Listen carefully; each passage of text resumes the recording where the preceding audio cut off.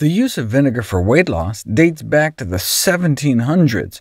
I did a whole chapter about it in my book How Not to Diet, entitled Amping AMPK, the fat controller enzyme in the body, which appears to be the mechanism behind the multitude of beneficial metabolic effects. In my 21 tweaks to accelerate weight loss, I recommend 2 teaspoons with every meal, which is considered safe, though it should be added to food or diluted in water, never consumed straight. And diabetics should make sure the vinegar doesn't make their blood sugars go too low. But that's one of the benefits of vinegar, blunting the blood sugar and insulin spikes after a meal in both healthy individuals and those with blood sugar disorders like diabetes. In a systematic review and meta-analysis of interventional trials of the effects of vinegar consumption on blood sugar control and type 2 diabetes, vinegar improves both short-term and longer-term measures of blood sugar control and, as like a little side bonus, resulted in a remarkable reduction in cholesterol to boot. And it didn't seem to matter whether it was apple cider vinegar or not. All vinegar, by definition, has the active ingredient, acetic acid.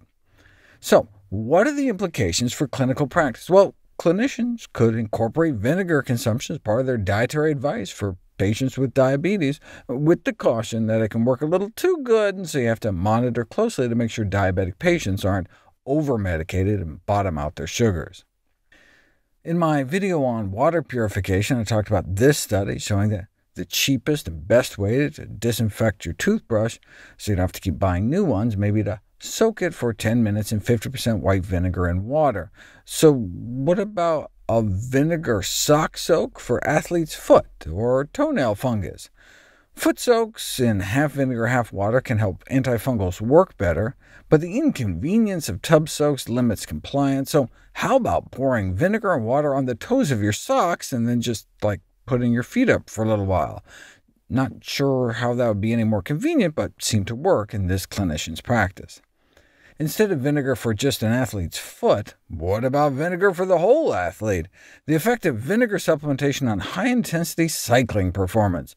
They randomized people to do 2 tablespoons of diluted vinegar, or sugar, or both, or neither, and the vinegar did nothing.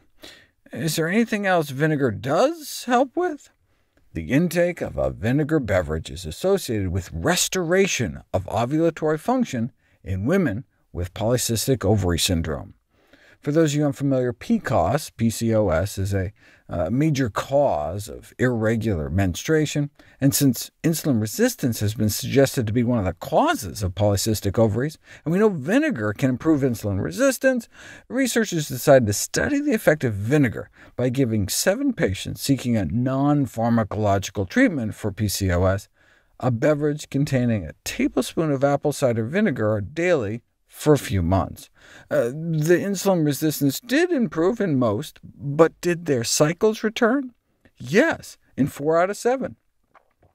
Before the study, they were either only having their periods every 50 days or so, or none at all, or just not ovulating, but most resumed within 40 days on the vinegar. Now, this doesn't prove anything, but it's at least sufficient to indicate the possibility that it may help. And what's the downside? A tablespoon of vinegar would cost less than 10 cents a day. Just remember, never drink vinegar straight, as it can cause second-degree caustic burns down your throat.